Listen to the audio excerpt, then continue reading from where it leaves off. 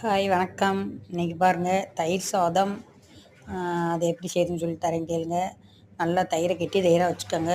கொஞ்சம் எண்ணெய் ஊற்றி கடுகு பருப்பு கடலப்பருப்பு பச்சை மிளகாய் கருவேப்பிலை மட்டும் தாளிங்க. தாளிச்சிட்டு தயிரில் ஊற்றி கிண்டி வச்சுருங்க.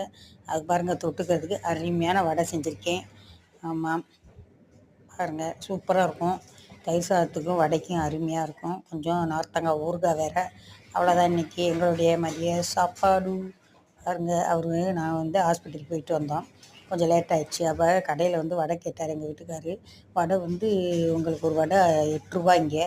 பார்த்தேன், ஏங்க கடலப்பருப்பு வீட்டில் இருக்குது, வாங்க உங்களுக்கு போட்டு தரேன் அப்படின்னு சொல்லிட்டு வந்து ஒரு அரை மணி நேரம் ஊற வச்சேன். ஊற வச்சுட்டே சாப்பாடு வெந்துக்கிட்டு இருந்துச்சு. இதை ஊற வச்சு டக்குன்னு உங்களுக்கு இது பண்ணி போட்டேன். இதில் என்னென்ன சேர்த்துருக்கேன்னா வெங்காயம், பச்சை மிளகாய், கருவேப்பிலை, பெருங்காயம், வெள்ளைப்பூடு. பருப்பு வெள்ளைப்பூடு ஒன்றா போட்டு அரைச்சிடணும். அப்புறம் கொஞ்சம் சோம்பு போட்டுறணும். அப்புறம் கருவேப்பிலை, பச்சை மிளகாய், வெங்காயம் எல்லாம் போட்டு பிணைஞ்சி அப்படியே எண்ணெயை காய வச்சு அப்படியே போட்டோம்னா எண்ணெயும் குடிக்காது. உடனே செஞ்சு உடனே போட்டோம்னா எண்ணெய் குடிக்காது. போட்டாச்சு. கொஞ்சம் பக்கோடாவும் செஞ்சு கொடுத்துட்டேன். வெங்காய பக்கோடா அந்த அந்த கடல மாவுலேயே வெங்காய பக்கோடாவும் கொஞ்சம் பஜ்ஜி வடை கொஞ்சம். அவ்வளோதான்.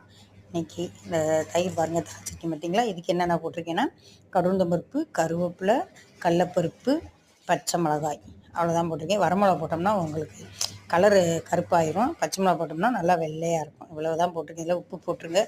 போட்டுட்டு அப்படியே போட்டு வச்சு சுட சுட சோறை வடித்து அதில் போட்டு கிண்டி வச்சோம்னா சூப்பராக உங்களுக்கு ரெடி ஆயிரும் தயிர் சாதம் வடை. யார் யாருக்கு இதெல்லாம் பிடிக்கும்னு சொல்லுங்கள். பிடிச்சிருந்தா ஒரு லைக் போடுங்க, ஒரு கமெண்ட் பண்ணுங்கள்.